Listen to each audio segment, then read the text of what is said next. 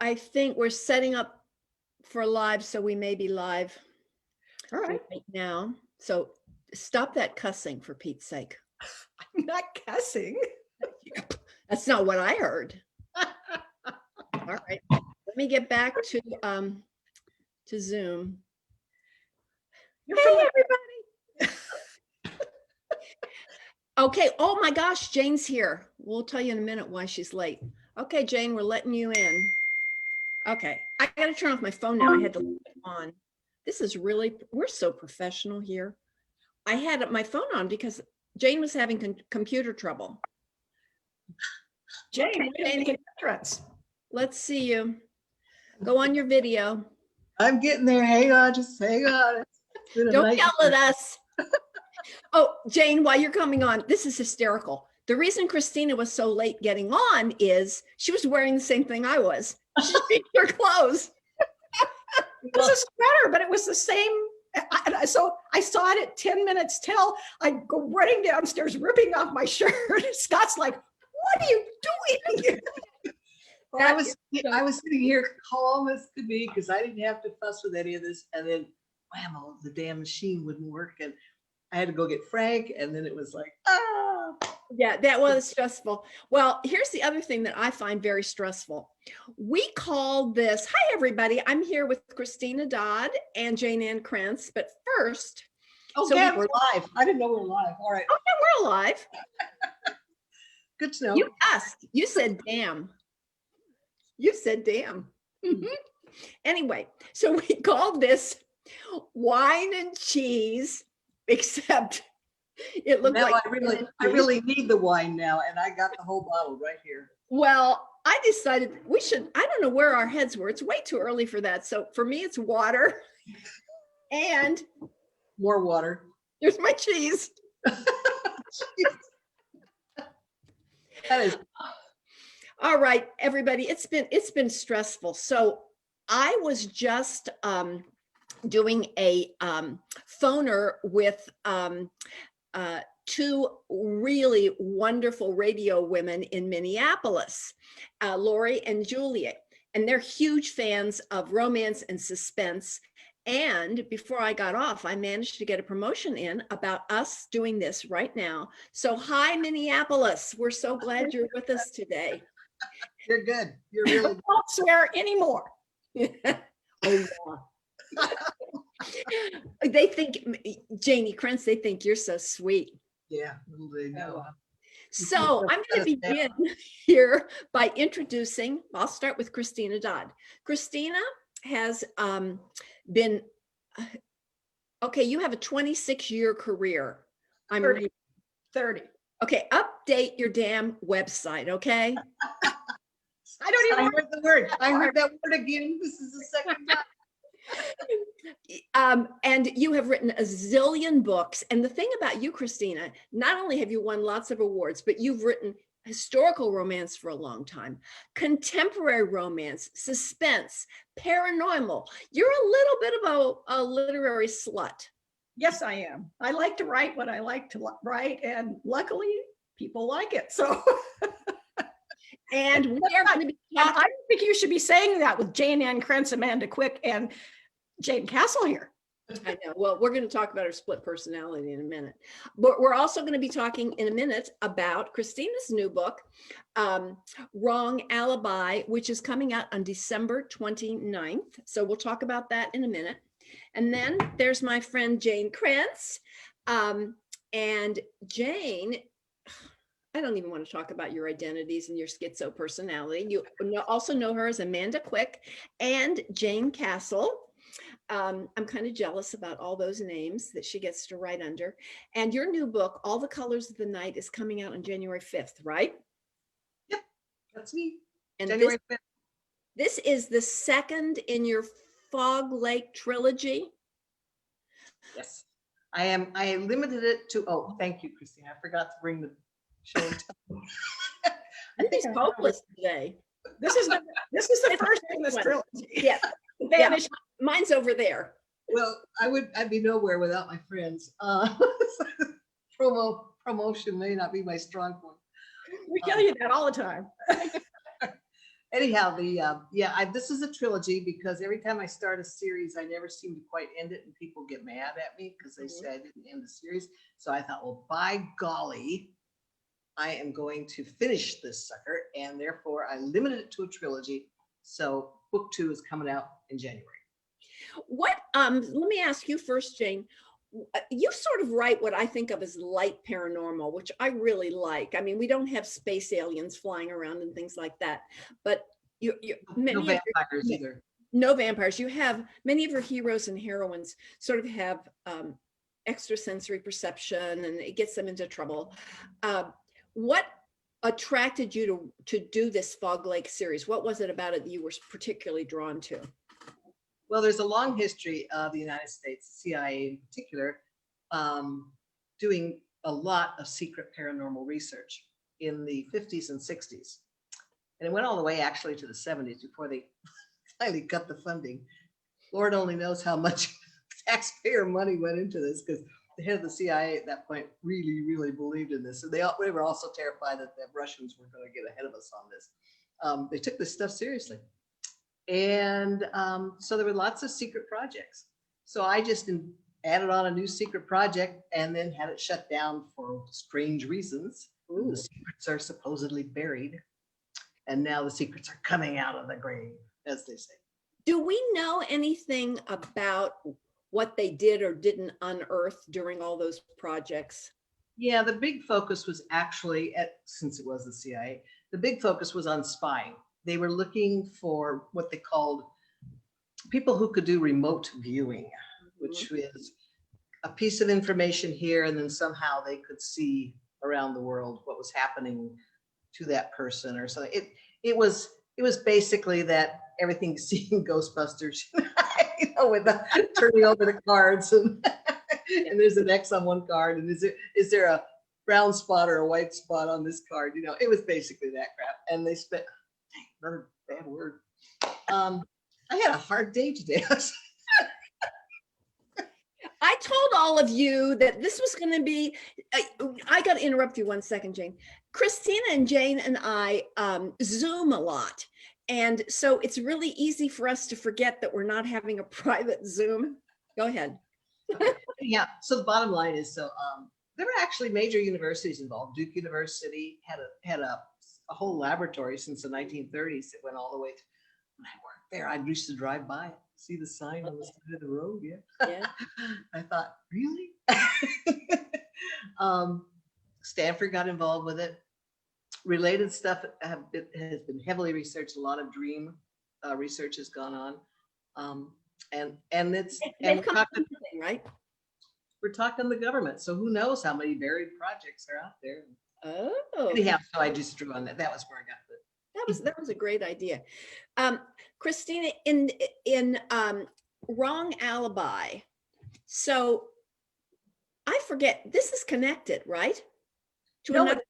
No, this is actually a standalone. It's connected to my short story that came out earlier on November 1st, which is Right Motive. But no, this is completely on its own. And I have to tell my story about your story. So Christina, if you haven't signed up for Jayne and Christina's newsletter, right now I'm talking about Christina's newsletter because it is so much fun. Even though she writes all this hard. As opposed to mine. Thank you. Keep going. All right. Well, at least you guys get one out regularly, which is more than I do. But Christina you both can be pretty funny, but I think it's really interesting because Christina writes, some hard-boiled suspense, and then she writes these funny newsletters, but she had a link in her last newsletter to this short story. And she had a preview of it, and I got so sucked in, I immediately stopped everything I was doing, went to my link. So that is the little introduction to Wrong Alibi, right? Yeah, yes, exactly. Right Motive is and may I say my evil scheme is working, because you're telling me that means it actually did work. It worked on me. Let's just say that. So this book is set in Alaska. What do you know a lot about Alaska? What drew you to using that as a setting? I needed a place that was very isolated, and we're here in the Pacific Northwest, and it's right there. And when I was a kid, we had friends who moved to Alaska, who moved to Anchorage right before the earthquake. And so I have so many mementos from Alaska that they sent us and sent me because I was a kid and they were sending gifts. And there's a fascination there for You the spent entire. any time there? No, I have not. I haven't. Well, I just happen to have spent quite a bit of time there. Well, then you can tell me if I did it right. One lady wrote and said, I live in Alaska and I have thrown the books across the room because they get it so wrong. And I'm thinking, I hope you got it right. You should have talked to me. You know, my buddy Helen and I have done 2 hiking trips to Alaska. And the last time was when we spent all those days at the bear camp that Kristen, Hannah's brother, owns. And we had to fly in on this little prop plane and land on the beach, and the bears were right there. And then we hiked all through there. And yeah, I feel like I'm kind of an honorary Alaskan from my 2 trips. But the big thing about it is Alaska is so huge and it's so varied. How could you ever get it all right? I don't even see how it's possible. So I'm kind of sitting here thinking, yeah, no, you do good research. I'm sure it'll be good. And I really do. I absolutely love that setting. I think it's just going to be great. Is this book going to be too scary for me to read? There are some pretty scary parts. They were hard. Some of them were hard to write. Really? The way the entire idea started was here in the neighborhood, we have somebody who started an Airbnb, and it didn't turn out very well for them, as in people were partying and, throwing up on the neighbor's lawn and stuff like that. And I really, at that point, thought, you know what? You're renting a room in your house to people you don't know. How do you know you're not renting to a serial killer? And alternately, how do you know that you're not renting from Norman Bates? So to me, there was a huge setup there with that Airbnb type renting out a room to strangers thing. And then in addition, I've always been a fan of The Fugitive, the one with Harrison Ford, which I think has got the best pacing of any movie I've ever seen. And I really, really, really wanted to do an escape book like that. And that is what this one is. How long did it take you to do this book? If you figure in your research and all that sort of thing. Oh, the research goes so much longer than the actual writing does. I guess the writing was 8-9 months. The research went on for a long time. I've got a huge Alaska multi-page atlas and just books and books and books. And I watched, has anybody seen Alaska State Patrol, that series? Fascinating to watch. Absolutely fascinating. I've seen Ice Truckers. Yeah, no, I didn't watch that one, actually. But it's such a fascinating place. Yeah, it's fabulous. Well, Jayne, gets to you in a minute, but I'm having a flashback here. So I have a really dear friend in Homer. And of course, that's just such a fabulous town. So Helen and I were staying with her, and Helen is just nature girl all the way. And she was so frustrated because she hadn't seen a moose. So this one night, my friend Dee had her backyard sloped, and you can see the bay in the background. It's a narrow, deep lot. And so I wanted to go out and see this little greenhouse she has back there. She's quite a gardener. This was in July, I think. And I go out and look at the greenhouse, and then I hear this whoosh right next to me, and I turn, and there is this huge moose. Okay. So I don't scream, but I duck behind that greenhouse right away. And then I'm afraid to look back around to see if the moose is still there. So I've got my phone with me. So I'm texting Helen and Dee. I'm saying, I'm hiding behind the greenhouse. There's a moose. Please look out and tell me if it's gone.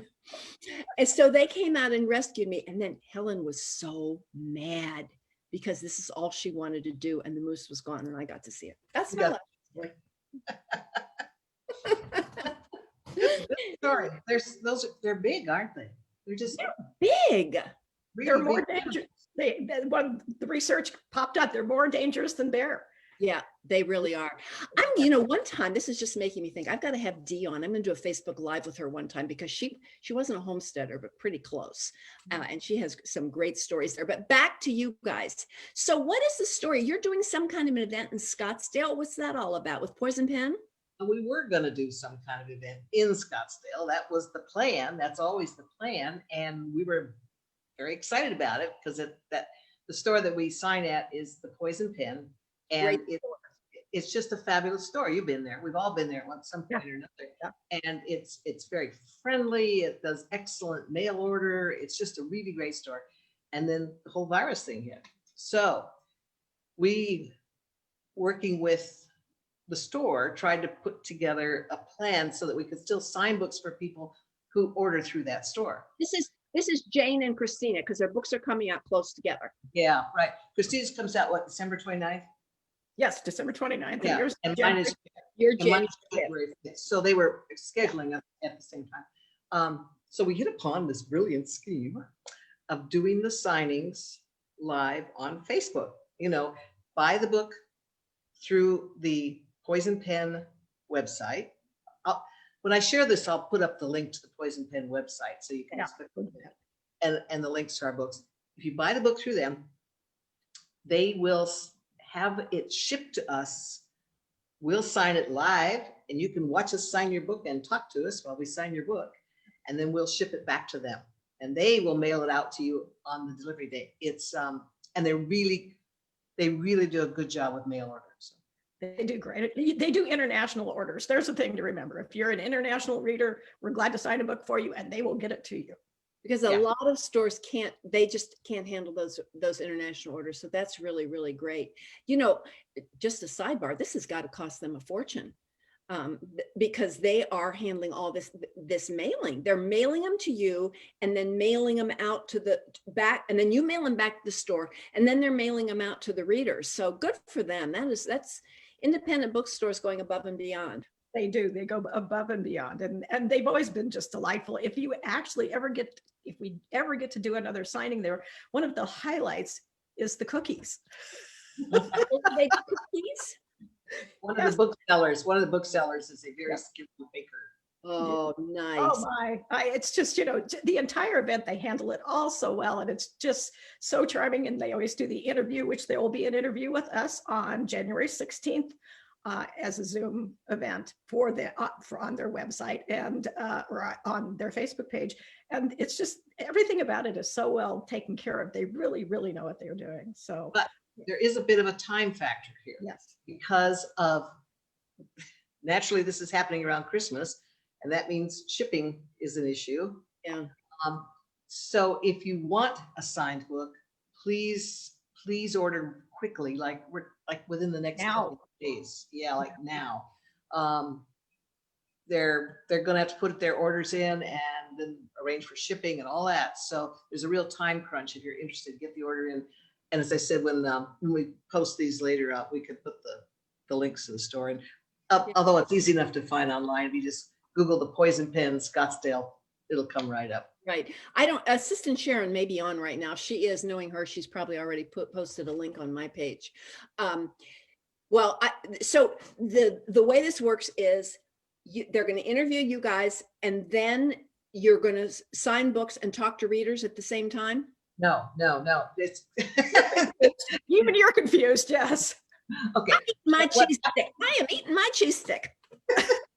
What happens first is that we will let you know when we're going to sign the books. It will probably be like the first week of December, but it will be on our Facebook pages. I'm going to host Christina while she signs hers. She's going to host me while I sign mine. And then audiences can join us, and everybody's welcome, whether or not you actually order the book. But for those who did order the book, you can be there with us while we sign it. When you get, that's a cool idea. I've never done anything like that. I think that would be really fun to do.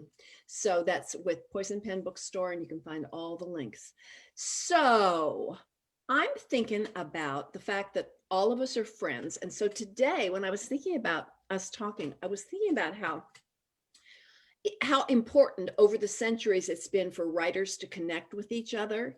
And, in old times, we have this vast correspondence that authors used to carry on with their friends. And so we have this collection of letters, which of course we're not going to have anymore.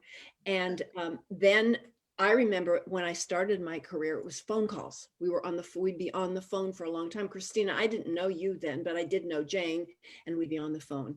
And then Prodigy came along. Were you guys part of the Prodigy thing, the early computer Prodigy bulletin boards and things? I kind of do remember the bulletin I boards. think I remember it too, but I don't, yeah, maybe. Allison Hart was really active on there, and Barbara Samuels, and it was a wonderful community. And then that went belly up, and then the internet exploded, and we've been able to connect through there. So, and then now this new iteration, did I use that word properly? Sounded good to me. But you're talking to somebody who's already sworn twice on this. Yes, but you are a librarian, so you do know words.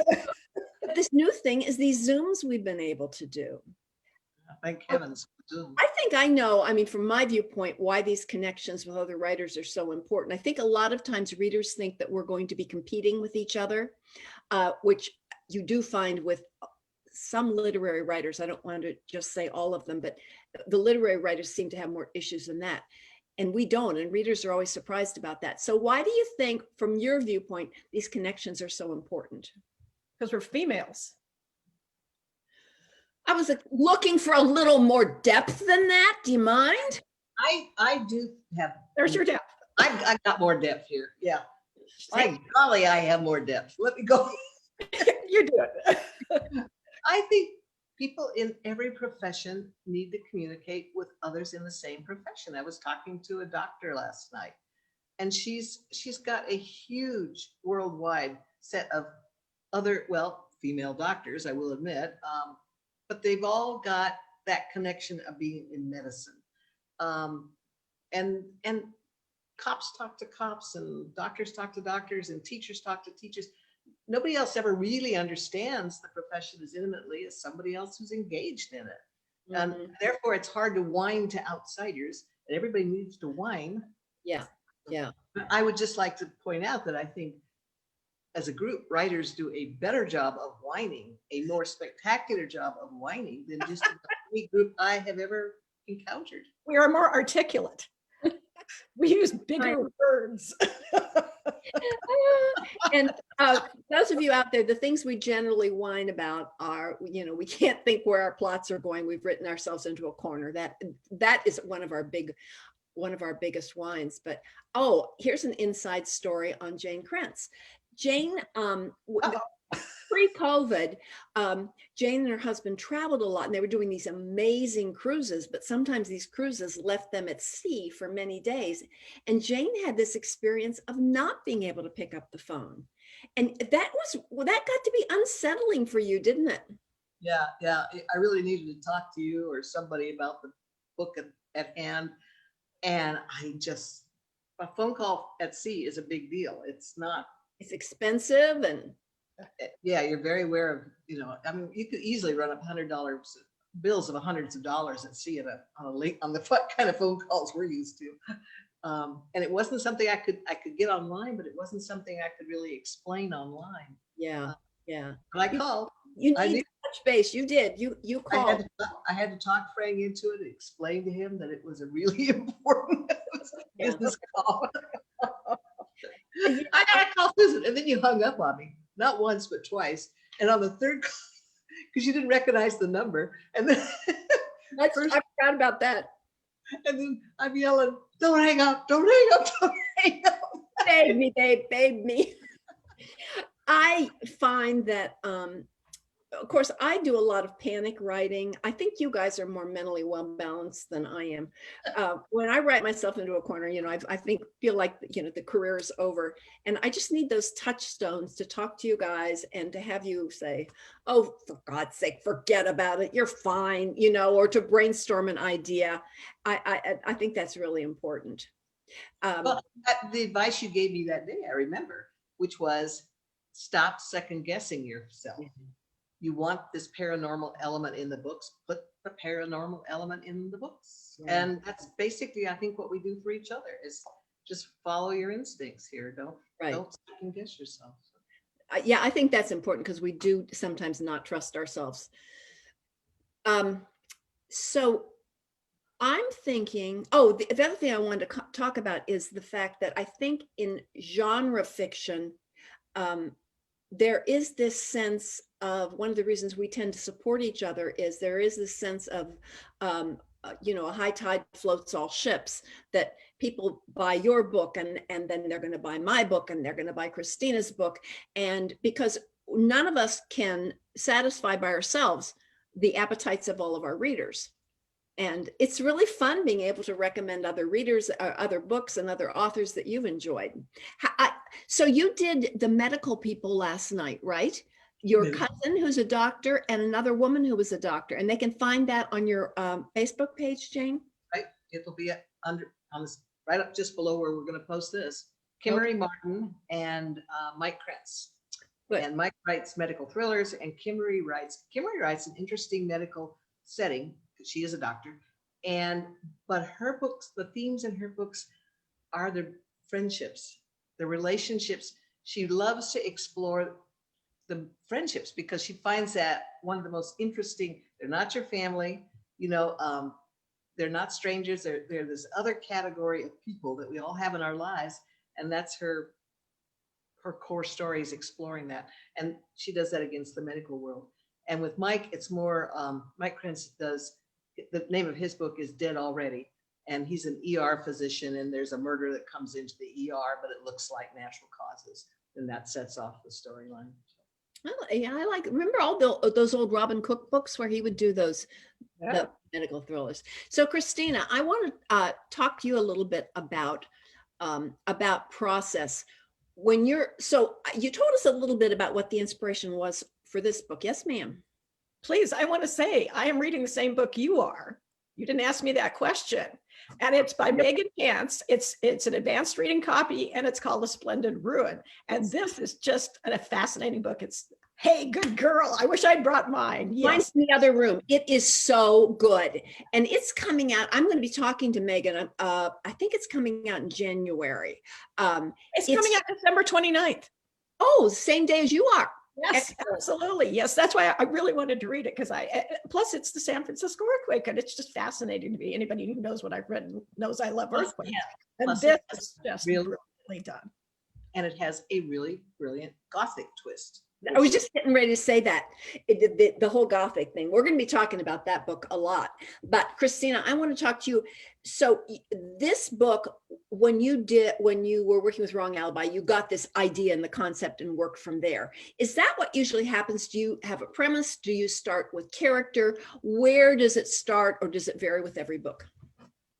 For me, characters are very easy. I know people, and I know how to write dialogue, and I really enjoy that part of the writing. The part that I have to work on and the part that I have to start with is the premise. And luckily, there's always the news, and there's always people around you who have things happen to them, and it always makes you start thinking. We all do this. It's, what if it happened to me? What if it happened to somebody who was 18 years old? Mm-hmm. What would happen? In mine, my heroine, it actually starts when she's 18 years old, and thinks she's got the greatest job in the world. And as she says later, she was just too stupid to live. She was one of those heroines who had to wise up really fast. And it's young. It's a tough process. And I do love that kind of character growth too. I like a lot of character growth from one point to another. I think. And you write some intricate plots. Am I wrong in saying that your family dinner table is one of the places where you get some ideas? You've got some really creative kids, don't you?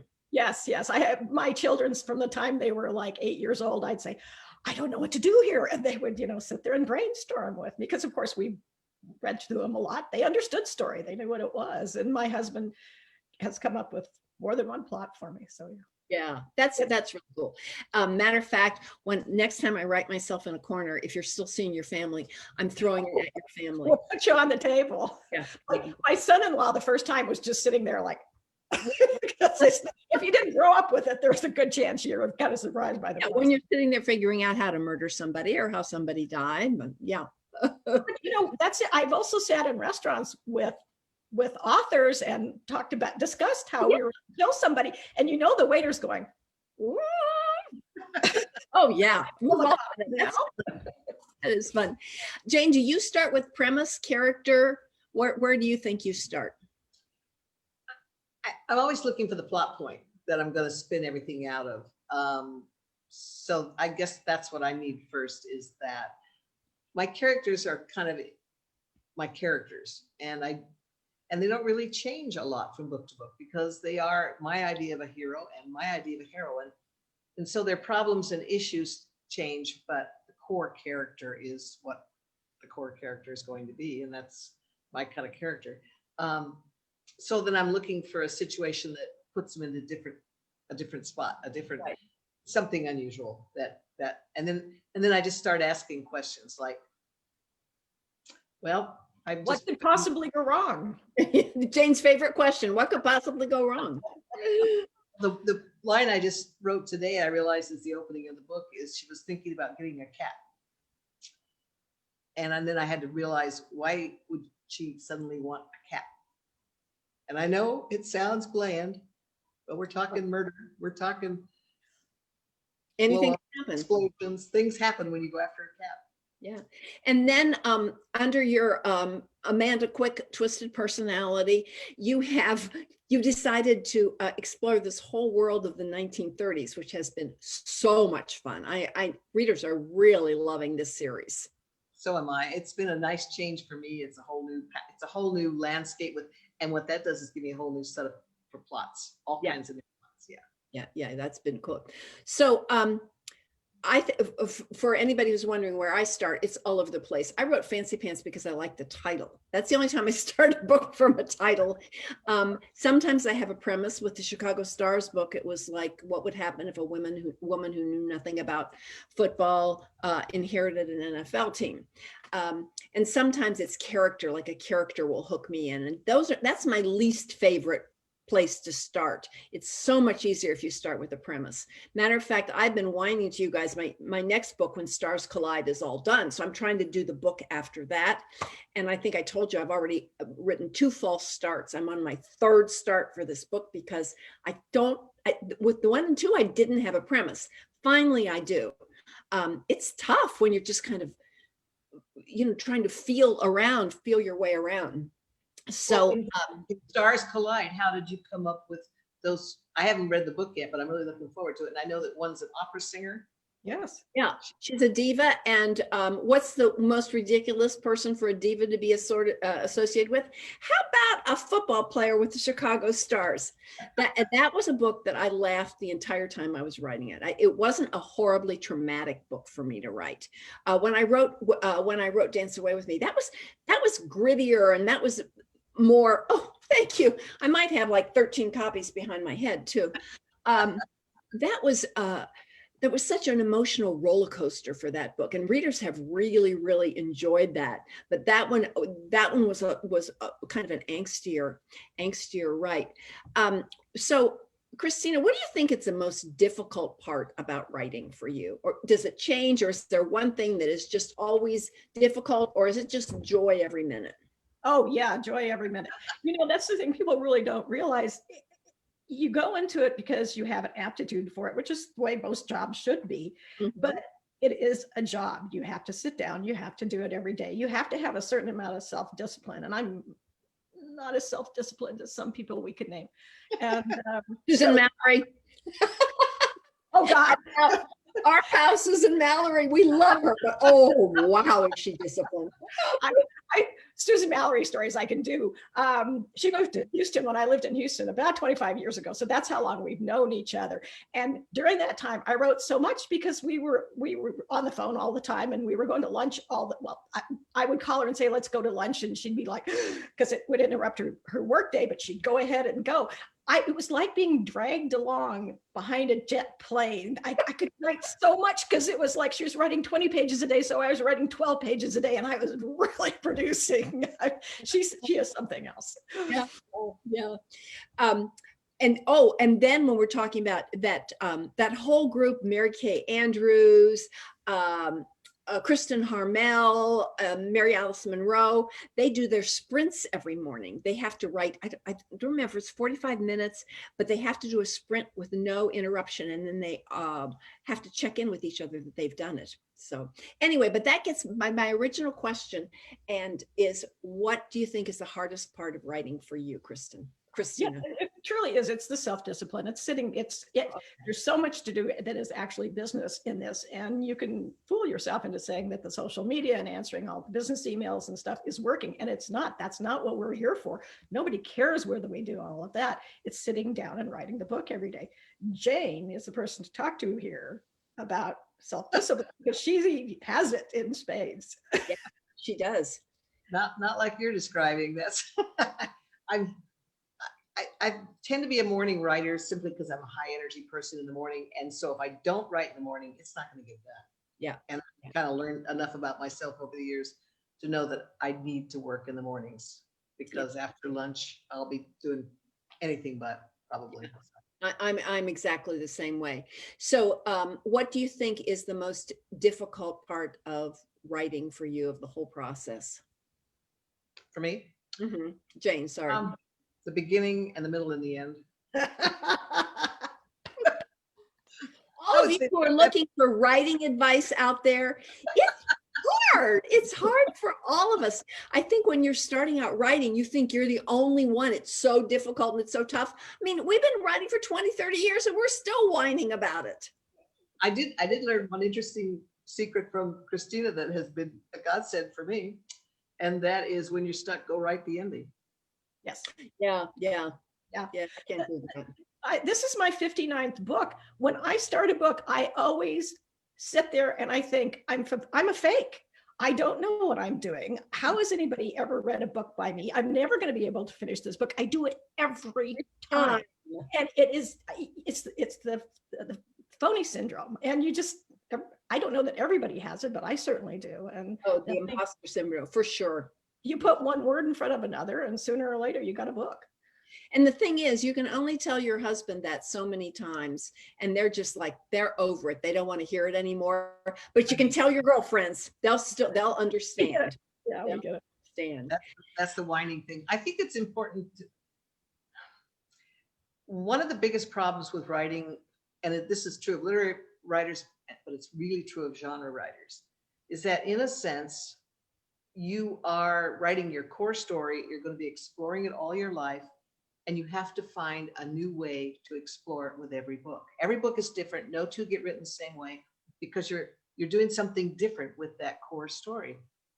But you don't want to stray too far from that core story, because that's what readers want from you. Mm-hmm. That's why they come to you. They want that emotional hit. Yeah, that is so true. So I think in terms of those of you who are writing, best advice, I know all of us will give it to you. And Christina was saying it. If you haven't put words on the page, you haven't worked. All the rest of the stuff is just, that's the additional trapping, but it's butt in chair. Yep. In chair all the way through. Anything else you want to say before we sign off here? Reminding everybody to take a look at your event at Poison Pen and order the books through there. We'd love to autograph a book for you, so please do. Capture you while we do it. Yeah. Thanks to Zoom. Well, thanks to Facebook, I should say. Yeah. And thank you, Susan. This was really kind of you to host this. So much fun. I love talking to you guys. This was really, really fun. And I'm going to be leaving this up on my Facebook page for a while. You'll probably be sharing it on your page. Jayne Ann Krentz, Christina Dodd, new books coming out right at the end of the year, in the very first week of January. See you all. Bye-bye. Bye-bye. Good to see you. Good to see you.